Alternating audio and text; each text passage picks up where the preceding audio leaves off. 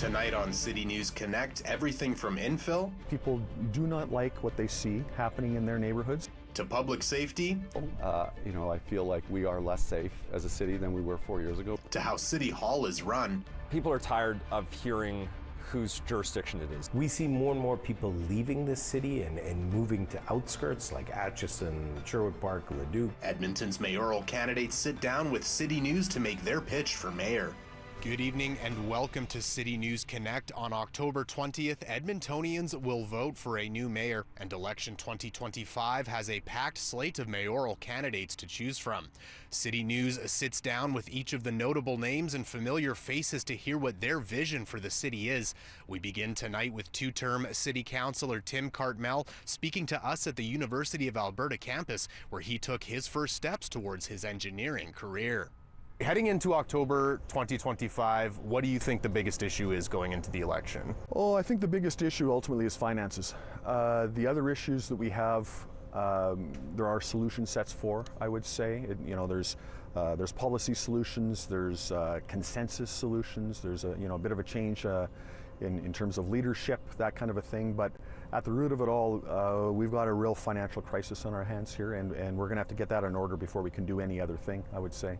Infill was also the big discussion point this summer. Where do you stand on that? Where do you stand on that going into the election? So where we failed effectively last January in the conversation around the renewal of the zoning bylaw was on the engagement piece. And there was purportedly attempts by city administration to go and engage with communities, but that clearly failed. That clearly was not to the effect that most people wanted to see it. And we've had constant and continuing feedback that people do not like what they see happening in their neighborhoods and do not feel heard and attended to. So on an ongoing basis, on a long-term basis, that has to change. And so my first move in that regard would be to establish citizen action committees, effectively ongoing committees that are populated by residents of the mature neighborhoods, the neighborhoods that are most affected by infill, in the same way that we have other advisory committees to City Council, whether it's on climate change or community services or these kinds of things.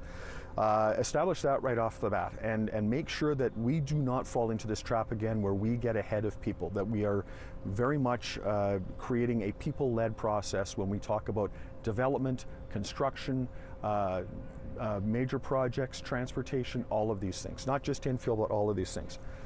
With infill specifically, the day after the election, if I'm elected, we will be making changes to the zoning bylaw to correct the things that have been identified as problems and to provide that surety both to people that live in these neighborhoods and to the industry that builds buildings of what it's going to look like going forward.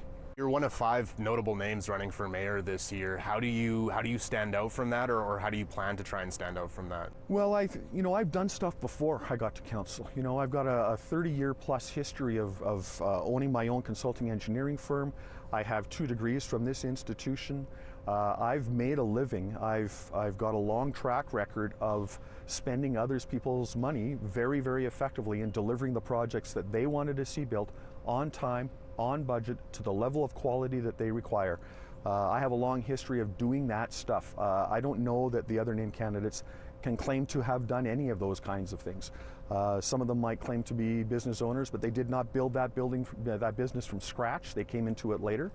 And they have not necessarily actually managed and led teams to deliver a particular outcome. And I've done that for 30 years before I got to City Council. So that experience combined with my 8 years on City Council and understanding the machinery of how council should work, how it has not worked for 8 years and arguably for 12 years, is I think what distinguishes me from the other candidates. I have a very unique combination of education, skills, and experience, both private sector and public sector. And I think those are the particular skills we need for the next 4 years. And I think that's what allows me to stand out from the rest of the group. Coming up on City News Connect, he's a West Edmonton councillor hoping to win the mayor's chair. We sit down with Knack. It's property taxes and affordability, it's safety, and it's how we're dealing with our city's rapid population growth. Another familiar face will be challenging Cartmell. Andrew Knack has sat on city council for the past 12 years and is now hoping to fill the mayor's chair.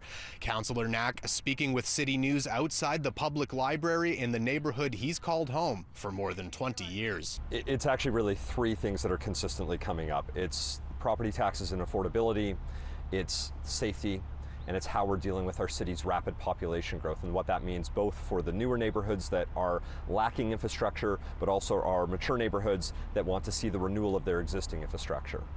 Infill was a huge talking point this summer. What is your plan on infill if you're elected mayor? So my plan on infill has a few different parts, one of which is better preservation of our mature trees within mature neighborhoods. That's consistently raised as the number one thing people hate to see lost when new development is happening. It's also better enforcement within the construction sites, so actually increasing the amount of staff we have to do enforcement to hold the bad builders accountable.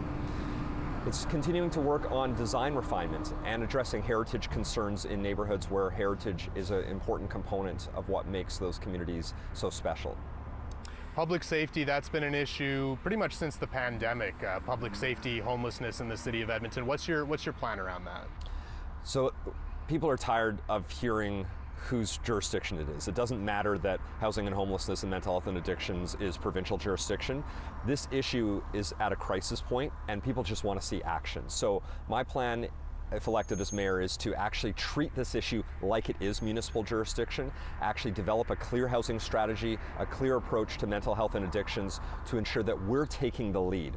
I don't want to wait on the province anymore for action, and frankly, Edmontonians don't want to wait anymore for action because right now we're seeing this across the entire city. I can go out to the very edge of our city and there are encampments now. There are people who are struggling.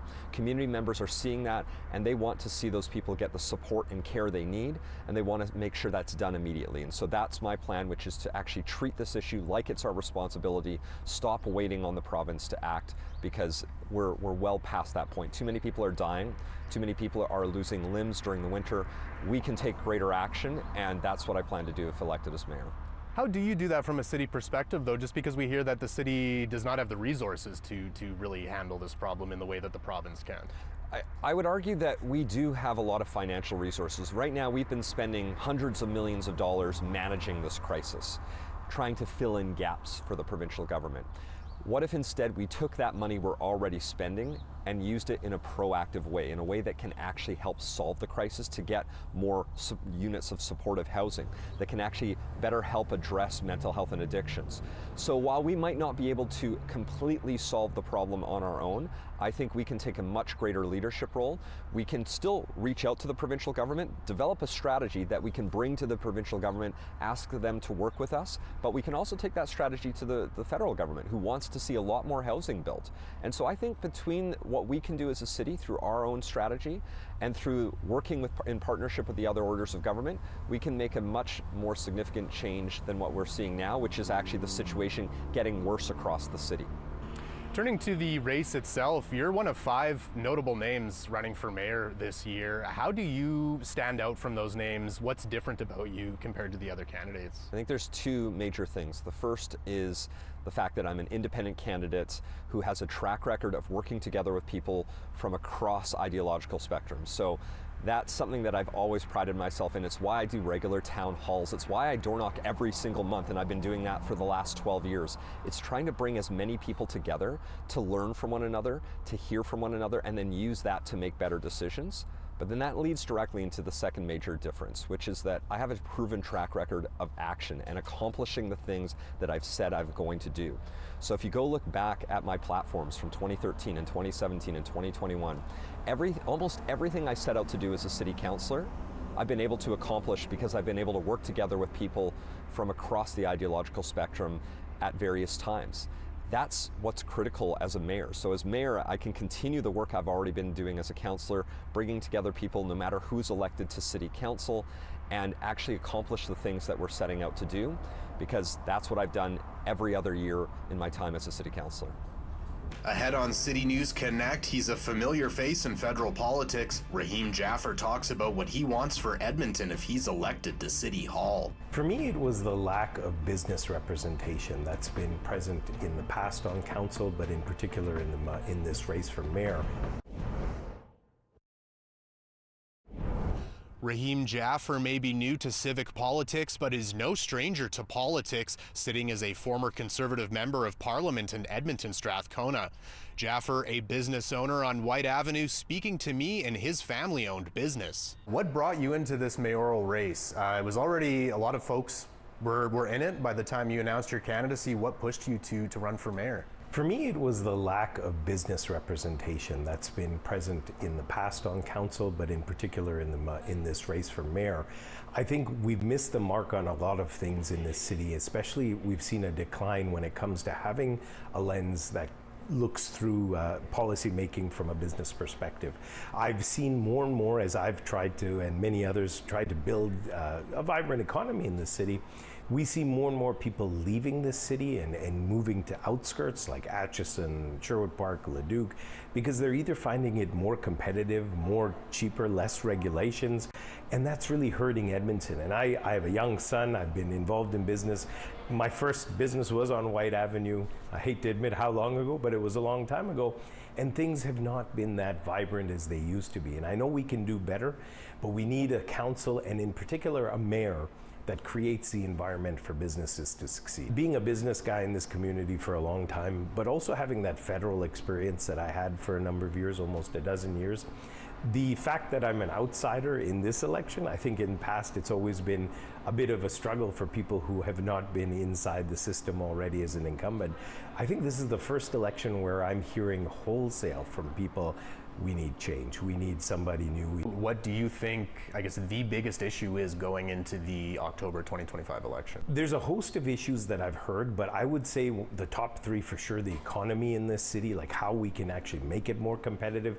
That ties into affordability, because of course people have been hit so hard with increased property taxes. It's been a real problem, and we've heard that people considering selling their house here and moving to Sherwood Park in order to pay less property tax. So that's number one.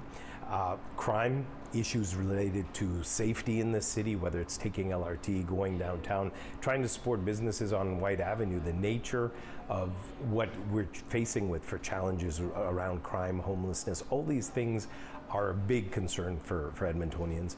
And this morning, we've been talking a lot about infill as well, which is something that has really, I think, dialed up people's frustrations when it comes to where is the oversight in many of the policies that are taking place in the city, and which direction that they're going in.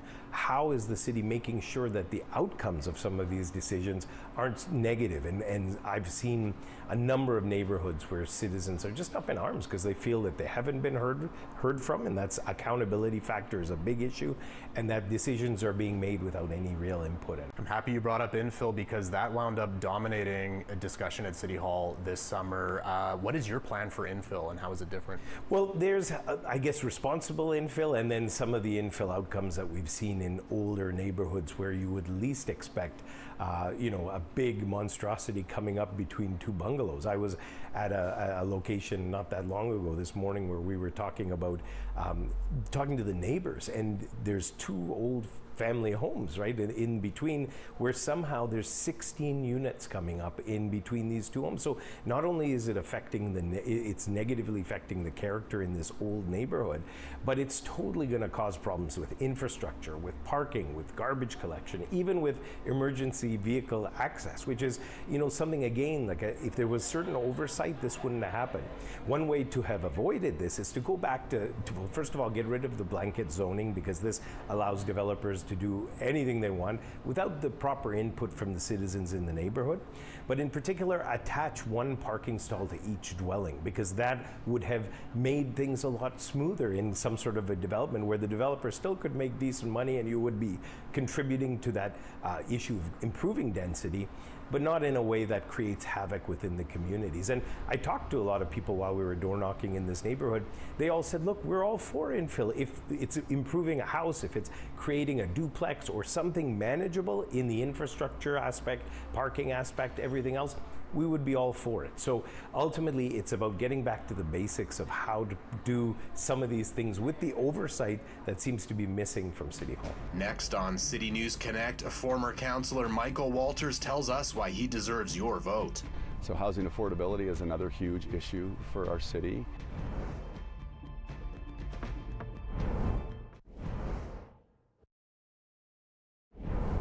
Former City Councillor Michael Walters has been out of City Hall for the last 4 years, but is hoping to represent Edmonton as mayor. Walters presenting his housing strategy in the South Edmonton neighborhood of Aspen Gardens. Well, what I've heard from friends, neighbors, and the people on the thousands of doors that I've knocked on so far, safety is really the big issue. I feel like, I hear stories from parents who are nervous to put their teenagers, their high school students, university students on our transit system, which, we spent billions of dollars building to make our city sustainable. That is not a good outcome.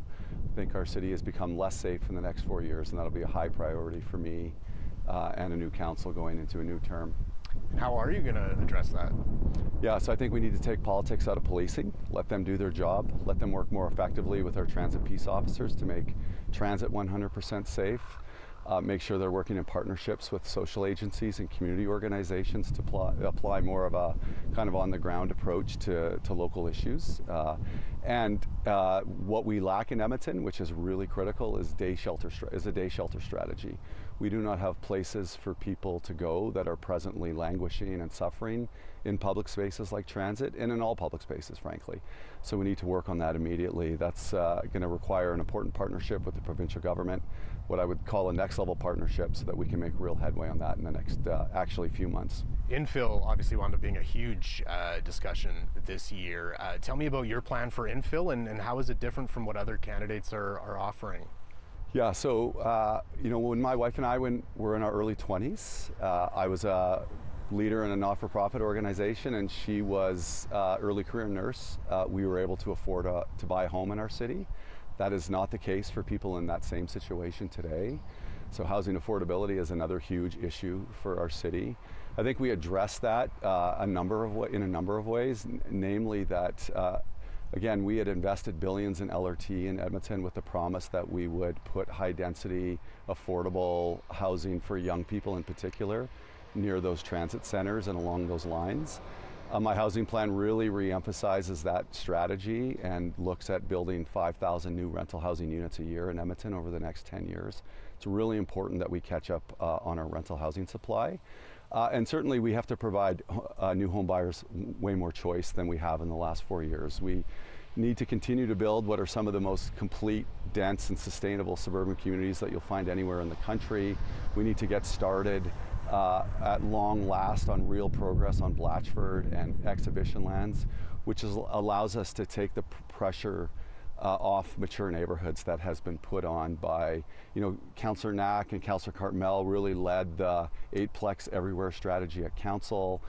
We need to rein that in, moderate that policy, and provide housing choice all across the city. And I think that's an important and comprehensive housing policy that we need right now so people can afford to buy their first homes before they get too on in years. Turning to the race in general, you're one of 5 notable names running for mayor this election. How do you stand out from the crowd and other former councillors who have experience like you do? Yeah, so I wasn't part of this last council. I feel like we are less safe as a city than we were 4 years ago. We're less affordable, and we're just not as well run. I don't think people are feeling as proud of Edmonton as they were in recent past.